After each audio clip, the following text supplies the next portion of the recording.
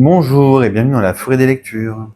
Alors, aujourd'hui, je vais vous parler de Mère Cosmos par Minoru Sugiyama. C'est un one-shot, donc c'est un manga ou un tome sorti aux éditions Uber, un éditeur de bande dessinée, surtout souvent alternative. Niveau manga, ils éditent pas mal de Shintaro Kago, aux côtés de Yamacho. Après, ils éditent aussi des auteurs, par exemple, américains, avec souvent un style trash, proche de l'horreur graphique. Et Mère Cosmos s'intègre parfaitement dans ce catalogue, mais en même temps, j'ai presque envie de dire, pour être plus grand public, même si je pense que là, graphiquement, vous allez tout de suite voir qu'il faut adhérer à ce genre de propositions graphiques.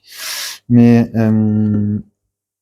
Minoru Sugiyama est alors je l'ai découvert avec cette bande dessinée, hein. Et Minoru Sugiyama est à la base un illustrateur.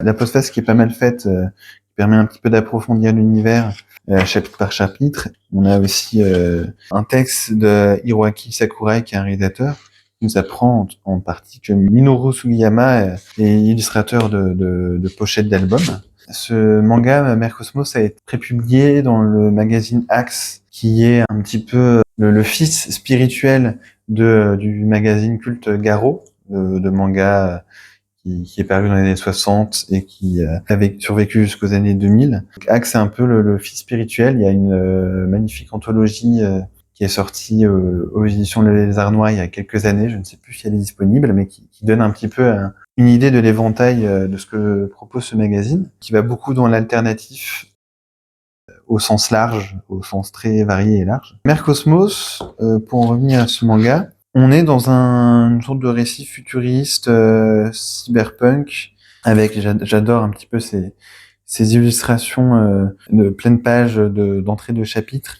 avec un texte en dessous qui amène aussi à mieux comprendre ce qui va se passer ensuite. Cette première page est vraiment sublime visuellement. Et du coup, on a un monde fantastique, un peu apocalyptique, qui est pas forcément original. Dans le fond, on a des sortes d'excavateurs, de cités antiques, parce qu'il y a eu d'autres civilisations auparavant, qui vont faire ressortir certaines choses. Et on a ce personnage-là, avec son pote, qui vont rechercher la mère Cosmos, une sorte de légende. Et de là vont s'en suivre des péripéties où vont se mêler action, aventure, un empire qui a des sombres desseins, une amie d'enfance à sauver qui sert au final pas tant que ça à quelque chose, un père disparu un peu légendaire, une mère qu'on ne connaît pas. Donc on est vraiment sur des axes scénaristiques très classiques. On pourrait dire trop classiques, mais la force de ce récit, c'est vraiment s'il n'est pas forcément original, c'est son traitement graphique et narratif, plutôt graphique que narratif d'ailleurs, qui propose vraiment un monde visuel et graphique assez unique et vraiment réussi, avec ses formes un peu particulières, ses véhicules animaux, ses personnages un petit peu particuliers, ses architectures aussi que j'aime beaucoup. Si l'histoire de base est parfois trop classique, il va utiliser des schémas narratifs, des idées de scénarios qu'on a vu déjà plein de fois. Certains événements et certains traitements sont quand même vraiment intéressants, je trouve.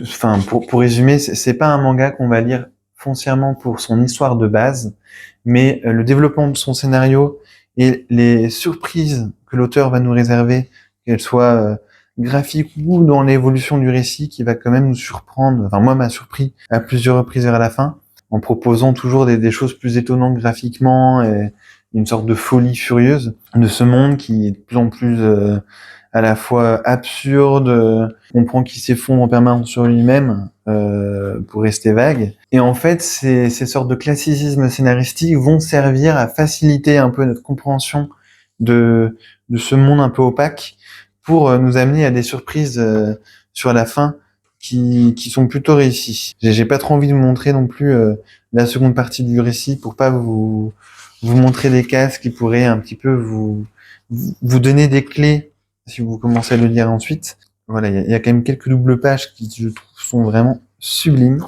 C'est à la fois dense, naïf, et ce mélange avec cet univers un peu particulier est vraiment très réussi. Petit bémol, même si le côté un peu carré du lettrage va très bien avec le design de l'univers.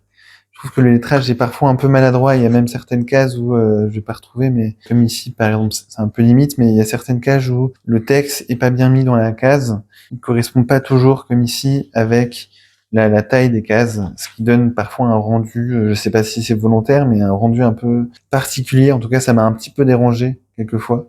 Ça, c'est le petit bémol pour l'édition. Mais en dehors de ça, Mercosmos, c'est vraiment une curiosité qui fait du bien parce que je trouve qu'on a vraiment pas assez ce genre de manga un peu trouble, un peu mal construit dans le socle, mais qui propose quelque chose d'unique et de particulier que j'aime beaucoup et avec vraiment des propositions graphiques qui sortent des grandes normes du manga qui sont parfois un peu fatigantes et écrasantes. Je trouve ça malin de l'auteur de se baser sur des choses, une forme de classicisme pour nous surprendre et pour développer un monde visuel qui franchement, je pense, me restera.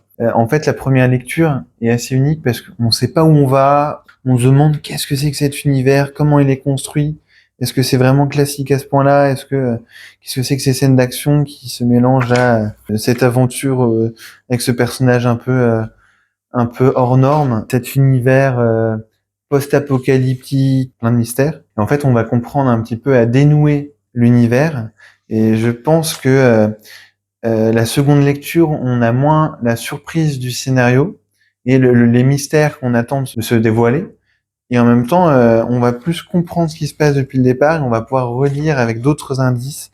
Et je pense que c'est le genre de manga qui peut bien s'apprécier au fil des relectures, où on va pouvoir revoir un petit peu des personnages qu'on voit, qu'on découvre en cours de récit et que j'ai vraiment beaucoup aimé, comme ces personnages à tête d'oiseau qui sont une vraie réussite graphique et ce sorte de construction homme-pont.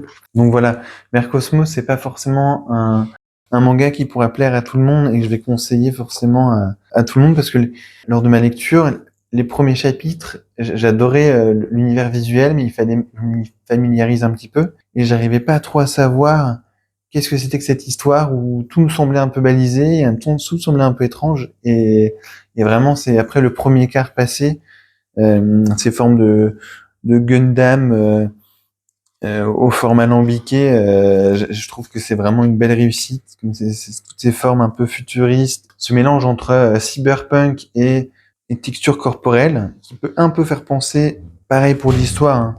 Je pense que l'auteur adore Evangelion, Evangelion. C'est une sorte de Evangelion revisité.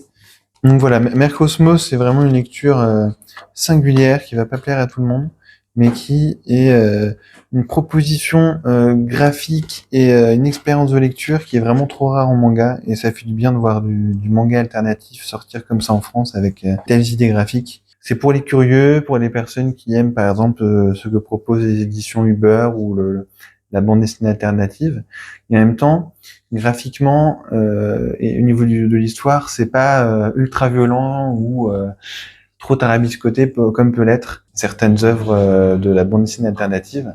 Donc je trouve que ça peut être une bonne porte d'entrée si vous voulez découvrir un premier pas pour la bande dessinée et le manga alternatif. J'espère que ça vous aura rendu curieux, ou n'hésitez pas à me dire aussi si vous avez lu et aimé, si vous avez des lectures semblables à me proposer. Voilà, je vous remercie, au revoir, à bientôt.